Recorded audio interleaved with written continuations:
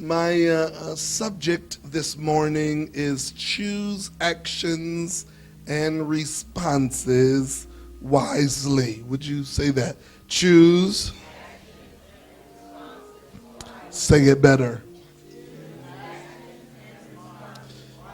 Be careful how you act. Be careful how you respond. Two very important pieces that you need to ponder and to think about deeply, cathartically, to be contemplative and reflective over the next little while that we are together in worship. Thank you, ushers. There are really three things that I want to mention to Gathering of Champions as it relates to actions and responses. First, I'd like to talk about a warning. What things should you be careful of? Warning. Second thing, watchful. What things do you need to be conscious of, aware of, that you need to spend some time being abreast and apprised of?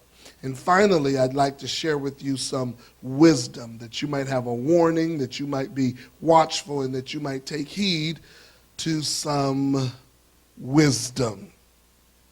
It's interestingly enough, ladies and gentlemen, a good marriage is not guaranteed. You can have a $20,000 ring, a $50,000 wedding, and a $2 marriage. Just because you have the outward trappings of a good marriage, the symbols, does not necessarily mean you'll have a good marriage. For those of you that are wondering what constitutes a good marriage, good investment, good involvement, good communication. These things are worth more than diamonds and bridesmaids and groomsmen and venues and custom cakes. If you have all those things and no good communion with your spouse, you have zero. Shiny wedding, sorry marriage. And I want to argue for a few minutes of your precious time that I don't take for granted, that we should make sure that we choose our actions and our responses wisely. One more thing here that I want you to note casually, parenthetically. That just because you say I'm sorry doesn't mean the offense is healed. You can say I'm sorry and it's still an issue. Baby, can you please forgive me? Sure, but it still stings. Still painful. It still hurts. Damage is still done. This is why I believe the Holy Spirit has sent in our pathway on the road to better times this message: choose actions and responses wisely. You've seen some people who will spend the rest of their lives in prison or on death row because they did not choose their actions or their responses wisely. And I pray the Lord today that you are sufficiently warned, that you will be diligently watchful, and that you would take with you this wisdom. Go back to warning, please. 4 things that I'd like to suggest to you that are warnings for you. Are you ready? Number 1, good people can do bad things. Good people, say it. Good people can. There is some bad in the best of us. There is some good in the worst of us. And you could be married to a very good person who, if they choose incorrectly, while they are still good people, can make bad choices and do bad things. Sometimes it happens that way when you are capricious, when you are impetuous, when you rush to judgment. You can be a good person who makes a bad decision, who responds negatively. Listen to me very carefully. while you are saved and filled with the Spirit, if you don't make sure this is in gear first, if you haven't thought about it over and over again and considered the consequences, you could make a bad decision, do something bad, do something hurtful that you cannot undo. Here's number 2. Improper processing of events and circumstances can lead to growing tensions. Growing tensions. If you do not handle events and circumstances that are normative in relationships, if you don't process them thoroughly, if you don't come to the conclusion, if you don't come to a healthy conclusion, those improperly handled conclusions can lead to growing tensions. Now, you get into a heated argument with your spouse, one that you have never had before, heated argument. It is a passionate. You guys are arguing back and forth. It's just mean. It's rough. And you think, I said this one little thing and set them off. Oh, no. Nah, It's been growing tensions. What's happened? They've not been properly handled, and because they haven't been properly handled, what's happening now? You say that one thing, and that one thing sends them to 100. There is an ancient Middle Eastern proverb that goes like this. You've heard it before. One straw can break the camel's back.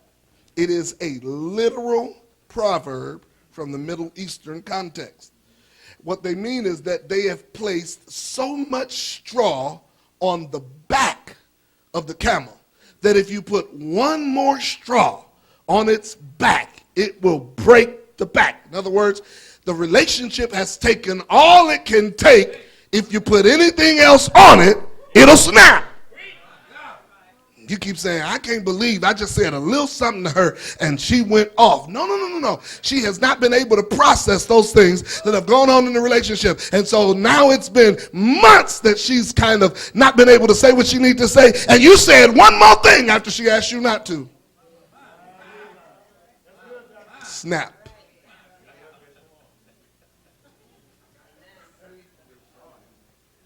Growing tensions. Good metaphor is the pressure cooker, right?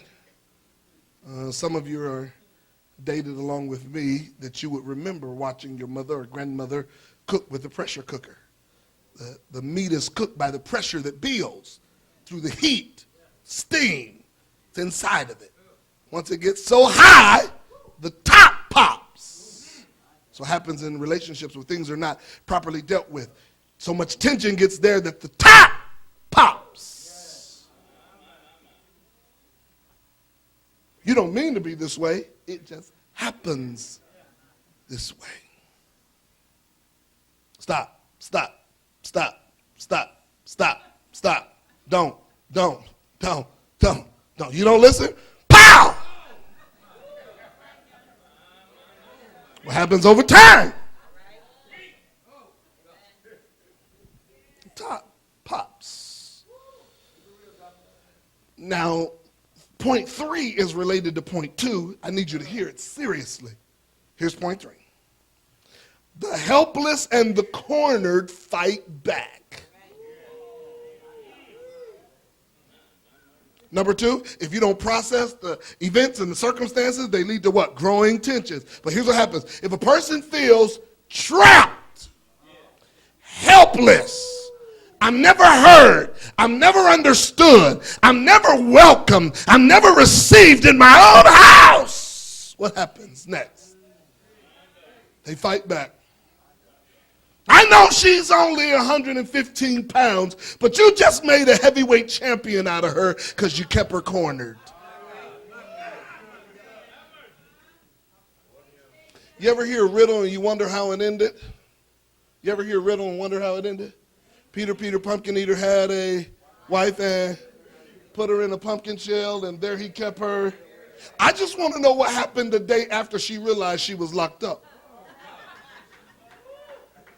Anything you keep cornered, anything that feels helpless will fight back. Some of you are reserved, some of you are docile, some of you go to work, you do your job, but if you just so happen to have this domineering, manipulative, authoritarian, dictatorial kind of boss, that boss keeps messing with you. You were supposed to be off at a certain time. They throw something on your desk. You got to do it. You work 3 hours past your getting off time. And they do it over and over again. And now you can't go on vacation. You planned for a vacation for 6 months. Can't go on that vacation. They ruined your plans. You go on vacation, you lose your job. Before long, what happens? You say, I don't even care about the job anymore. All of a sudden, you start to fight back. Helpless people, fight back. Cornered people, fight back. And I know you don't think of your marriage like this, but if you don't empower your spouse, you penalize your spouse. And the more they feel penalized, the more they feel like they got to exercise their power. Who do they exercise their power on? The person that made them feel the worst.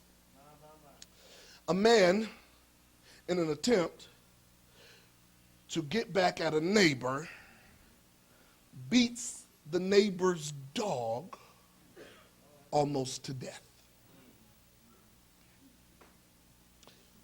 The neighbor sees his dog laying there bloody, bruised. He instantly knows who did it. Can't prove it. He didn't see it. So the man's wife says, we didn't see it, but the dog did. Call the police and then bring the dog out in front of our neighbor. Brought the dog out in front of the neighbor. It was all they could do to keep the dog off that neighbor. He didn't bark at the police. He didn't bark at the bystanders. He barked and tried to get at the guy that beat him. Listen, listen, listen. When people fight back, they don't fight everybody. Come on, champions, come on. They just fight that person that caused them all of this tension. Here's the last one. Number 4. You will be surprised by your own inclinations. You would be surprised to know that there's some things you think you wouldn't do that you will do. Listen to me very carefully. When you have been marginalized, when you've been made to feel like you're nothing, when your relationship has consistently pounded you into and ground you into nothing, you'd be surprised what you will do. I mean, I know in church, we keep things clean in church. In church we'll say we'll never do it, but the reality is, some of you in here, while you hadn't did it, you sure been thinking about it. You've been thinking. It's premeditated. It's forming in your mind. It's coming up. You suppress it, but it keeps coming up again. You start thinking, could I? Then could I goes to, should I? Should I? Should I, if meditated on long enough, goes to, when will I?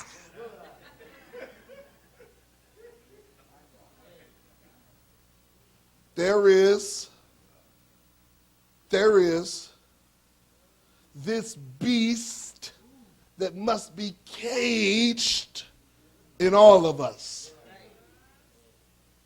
Because if not, when you realize you've been defrauded, when you realize you've been used, when you realize that the hurt in the relationship is always directed towards you, something in you wants to escape.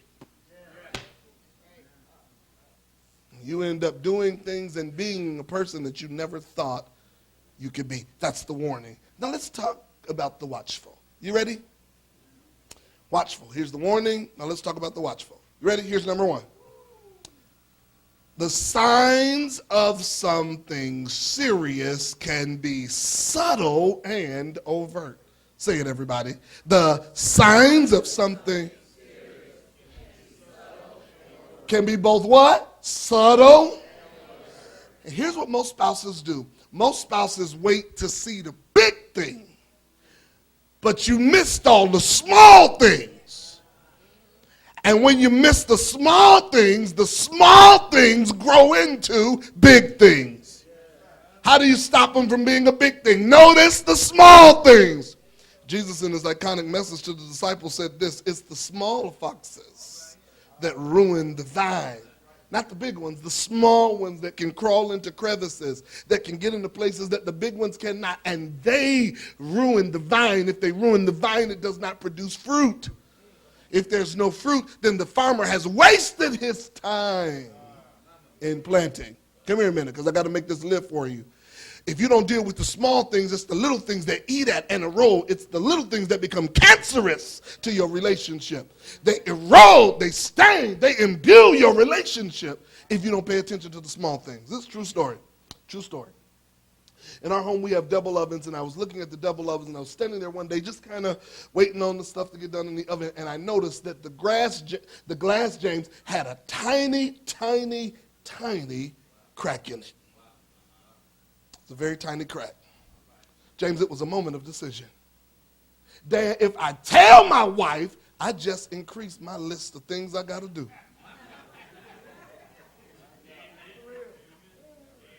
So looking at that crack under the anointing of the Holy Spirit, I decided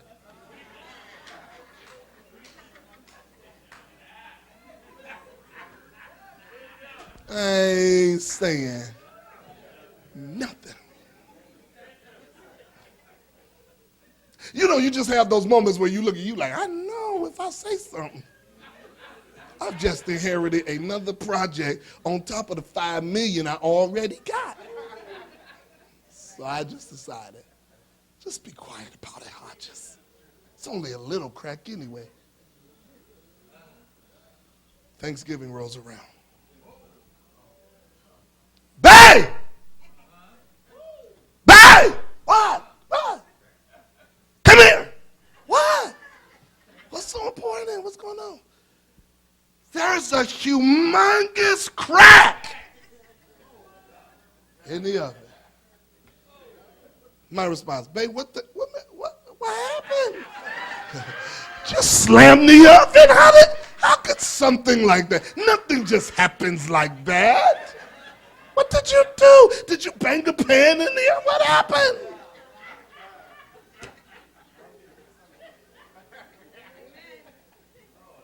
It's the little crack that I did nothing with that broke the entire door. You saw something, but you didn't address it.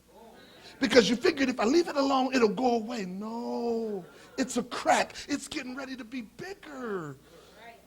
You're trying to, the more you ignore it, the bigger it gets. I know. Because there's so many demands on you. Everybody's pulling at you. Everybody wants something from you. You can barely get a moment to hold a single thought in your head before you've got to do something else.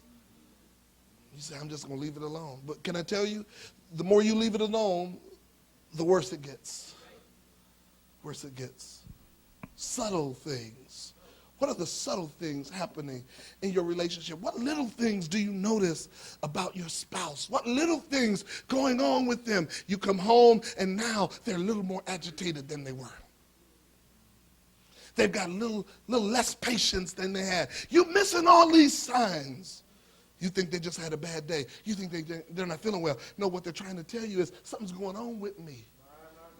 And I can't always put it in the words. Subtle. Here's number 2. Number 2 is tied to number 1 in a kind of strange way.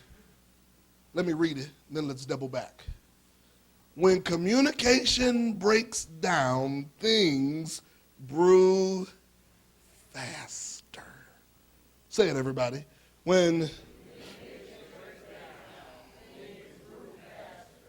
There's a note that I need you to take. Pray that your spouse don't stop talking to you.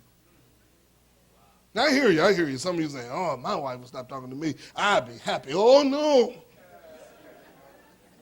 If my husband would ever shut up, I would be happy. Oh, no. No, you don't want that. Because when they get quiet, things are heating up faster. See, as long as we can talk through it. As long as we can talk, I can hear your side, you can hear my side. But what happens when I'm not talking? If you're getting happy, you the wrong guy. You the wrong girl. They ain't saying nothing. I'm glad. All week long she ain't saying nothing. All week long he ain't said nothing. And I'm glad. Ooh, bad news.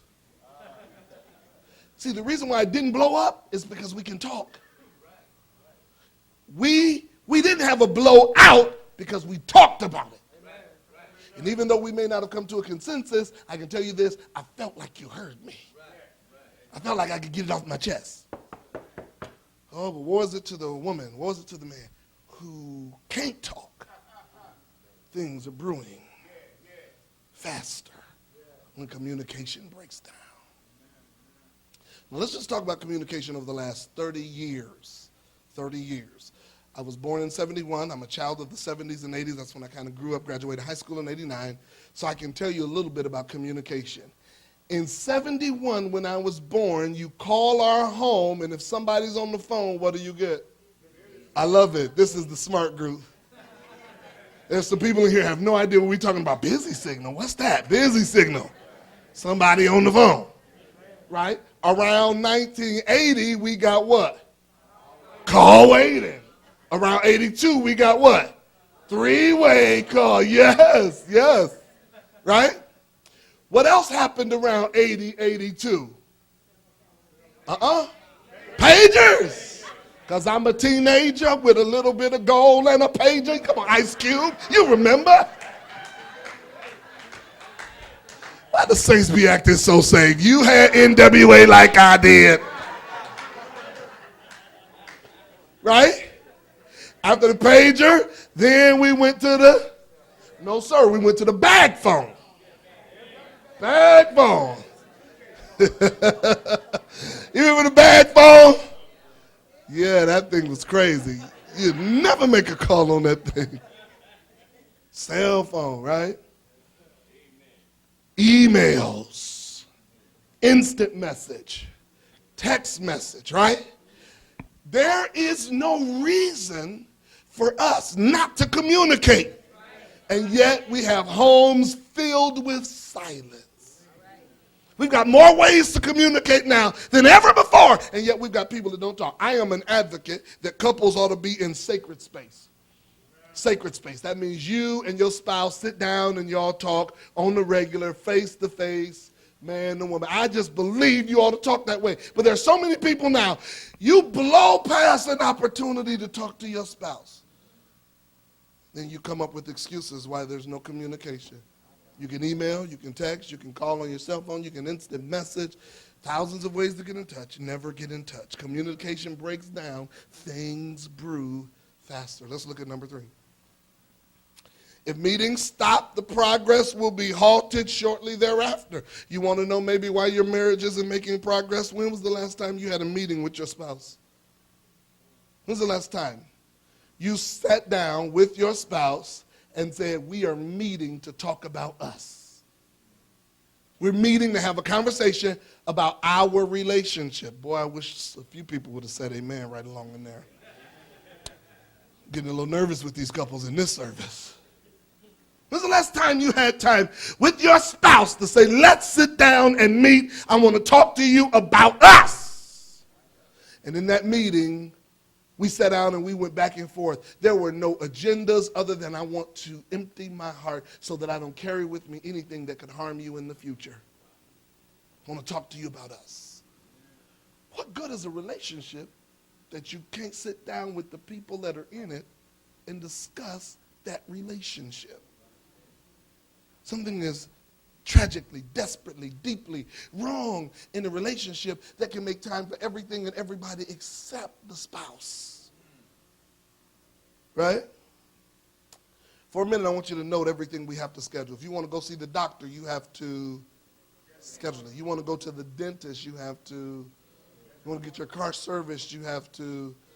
Why is it that we don't schedule time with our spouse? Listen, we use this framework weekly. Everybody just write down weekly. Weekly. Why weekly? Because you don't need anything that's unresolved carrying over for another week. Right? If it carries over another week, what happens? More tension. Hallelujah. The brothers really should have said amen right there. I don't know what's going on with the bros this service. Brothers should have been like, yeah, no, no. Not at all. I don't want nothing carrying over another week. I want to try and get it out, get it resolved. I want to listen actively. I want to participate completely in the process, but I don't want to carry it out another week. I want to hear. And listen, when you're in a relationship, you have to be open to receive criticism from your spouse. And if your spouse is telling you, this is what bothers me about you, please don't turn the tables on them and be like, well, if you think that bothers you about me, look, I got some stuff that you do. No. You ain't bring it up first. Ain't no need of firing back. This really is a better message than y'all saying amen to. I mean, y'all treating it like it's chopped liver, but it really is a good message. Yeah, you already know. You already know that it's time to meet. You know you have not done your part. You've not met expectations. You've not lived up to what you're supposed to live up to. Don't get in the meeting and say, I'm going to look for everything I can to say to her, to him, you wrong too. A real woman, a real man accepts responsibility for their own mess ups. Are you listening to me? You're a real man, you're a real woman. Then when you know you haven't done what you're supposed to do, you ought to accept responsibility. I knew it. But here's what we have. We have the wrong type of critical analysis that'll make you pick out something in your spouse that makes you mad so that you can rebut them from getting you straight.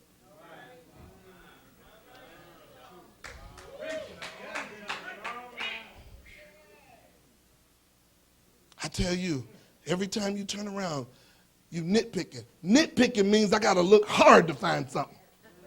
I ain't looking hard. This is over. I see it. You know, last Sunday I brought up a point. I've got a few responses from it. Good ones, though. Good responses. Listen, if I tell you, you don't spend enough time with me, and I really need you to spend more time with me, you could be mad if you want to, but pull out the calculator. Add up the time you spend with everybody else versus the time you spend with me.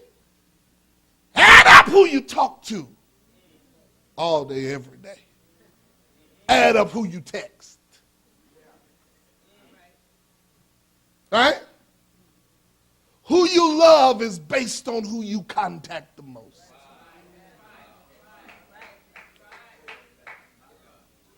Huh?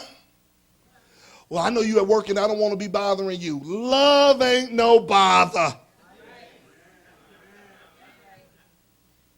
Yeah. Lady was going around to give an offering here at our church. Her little boy, who was probably 3, snatches away from her, runs in the pulpit, jumps in my lap, gives me a hug. She runs after him, apologizes feverishly. I'm so sorry. I'm going to get him. I said, what? He wanted to come give me a hug, and he in trouble? I know some adults don't even speak to me. Whoop them, not him. I got plenty of time for love. You want to call me just to tell me you love me? Dial me up, baby. You want to text me a little message about how affectionate you're going to be later on? Dial me up. Text me. See, I've grown, and I've grown as a result of some of the things I've experienced. Yeah. Something like in our home, you ate leftovers until they were gone. Anybody know what I'm talking about? Holler back at your boy if you can. You ate them until they were gone. Ain't no you eat them one day and that's it. You ate them until they left. So in our home, I'm like, cook smaller portions. Don't make all that ground beef. Just make half of it because I don't want to be eating this for 3 days now. make enough for the day and some for lunch tomorrow, and that's it. Right, go on to something else. Eat the same thing. And mama made you eat it now. Mama made you eat it. Let me ask you, mama made you eat it, huh? Grandma made you eat it, right? On day 3, that pork chop is just, I don't care what you do with it, it is just no longer valuable.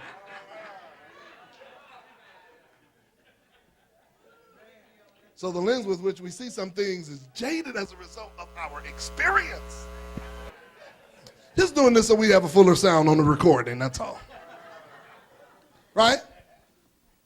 Peter tells the diasporan Christians, he says, make sure you dwell together. This is 1 Peter 3. Make sure you dwell together according to knowledge. You know what that means? That means that we should study our spouses and find out what helps them or what hurts them. And when we find out, we ought to practice that. Dare not find out something that hurts your spouse and then you do it. You know it's going to hurt them. Refrain from it. Run from it. Never do it. If you know it's going to make them happy, do it as often as you humanly can. What makes your spouse happy? That's a question I want you to write down in the note section here. Just kind of put it down parenthetically. What makes my spouse happy? Surely, if you've been married for more than 5 minutes, you ought to be creating a nice little list by now. What makes my spouse happy? And don't just put me. I got that much. That's a given. That's a default response. What's the rest? What makes my spouse happy? What provides them the greatest pleasure? What gives them the most joy? It's that thing that I want to do. What pains them? What hurts them? What brings them to tears? I want to avoid that. Avoid that. Avoid that. Avoid that. When my kids were little, their mom would say, Brian, your voice is so heavy because you're a preacher. When you say something to them, their eyes will get watery. So I had to practice talking to my kids differently. Because I'd say, Joan! And his eyes get watery. I'm like, I'm just telling you to come down here. He'd come down the stairs with water in his eyes. And all I said was, Joan! Like, bang! She'd come down, eyes juicy. But it was the way that I conveyed it. So I had to change the thing about me. Listen, if you know what makes your spouse happy and you don't want to do it, you probably need to change. Let me try it one more time. If you know what makes your spouse happy and you're wrestling with it, then you need to wrestle with change. Change. What pleasures my spouse? What pains my spouse? Right? If you know it pains your spouse to have a dirty house, work with your spouse to have amen. Say it when you know it. Just holler it right out. Clean house. Number 2. Don't mess with the things your spouse prizes. In parentheses there, 2 words. What do they say? Stop picking with your spouse. Stop picking with your spouse. When I got married to Tasha, I had several things. Let me be honest about it. I had a whole lot of things. Might as well tell the truth. I had a whole lot of things. And I liked these things because they represented my tastes. It was a lot of them. I will admit. But I liked them. So my wife decides over time, I'm going to watch him and see what things he gravitates towards, what things he uses the most. Those things are safe. Those other things got to go. So I come home one day, and several of my things are missing. Hey, what happened to that? She's like, oh, that had to go. Why? You weren't using it. So? Well, you don't use it, you lose it. Why? Right? And then she takes one of the good brothers of our church. I'm like, so I know you couldn't get rid of that on your own. Who helped you get rid of it? She's like, Tyrone Kimball. I'm like, Ty! Hey, Ty, you my dude. Why would you help her? Get rid of my stuff. It's like, well, Bishop, she just told me to help her move it out. I thought y'all were blessing somebody with it. I said, what's I here? Then we wasn't blessing nobody with it. Don't pick. What your spouse prizes, do what? Leave it. Number three. We're making good time, y'all. Number 3. Resist what your spouse prohibits. Resist what your spouse. If your spouse doesn't like something, don't do it. Y'all ready? Y'all ready for this? What do you do if your spouse doesn't like it? It's in parentheses. Leave it the hell alone. Don't bother it. Your spouse got a problem with it, what do? Leave it. Don't say the hell word. Leave it alone. Don't mess with what they prefer. Finally, number 4. Celebrate what gives your spouse the most pride. What gives your spouse pride?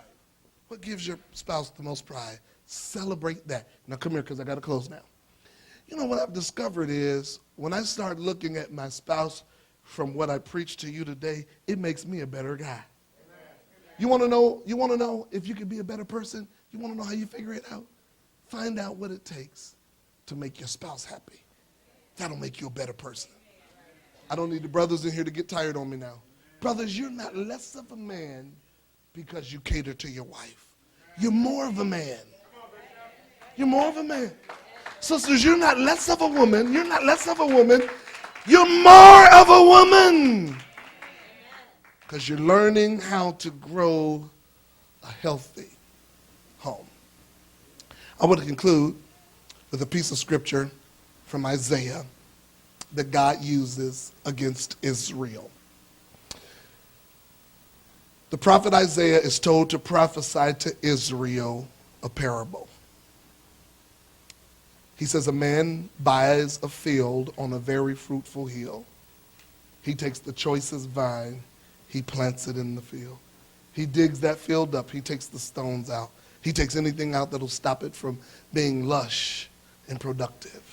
He builds a hedge around that field. He builds a tower in that field so that he could watch it. He then builds a wine vat in that field so he can produce grapes, so that he can make wine. He says to Israel through Isaiah's voice, he says, I looked at it, I've given it the best that I could give it. It's supposed to produce good grapes. It produced wild grapes or inedible grapes. He says, let me tell you what I'm going to do with this field. I'm going to take the vine that I planted and rip it out. I'm going to take the hedge that I put around it and tear it down. I'm going to tear down the tower. I'm going to leave it in ruins. Because Israel could have done better, and they didn't. What's the message to you? Could you do better? You thinking, maybe I should have married a different spouse. You good with the one you got. It's less about them and more about you. What are you willing to change? What are you willing to give up? What are you willing to alter? What are you willing to become so your spouse can see it modeled? If not, your relationship will lie in ruins. Let me pray for you. God doesn't make us perfect, but he does give us perfect timing to practice. He didn't make you perfect. You're not perfect. You'll never be. But he'll give you perfect time to practice. Perfect time to practice. Perfect. And with your head bowed, it's between you and God, not you and Hodges. You got to ask God to give you another chance to get it right. I know you want to ask your spouse, but right now you got to talk to God.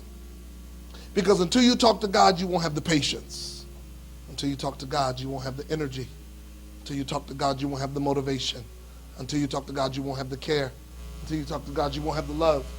Until you talk to God, you won't have the understanding. Lord, help me be a better spouse. Help me see them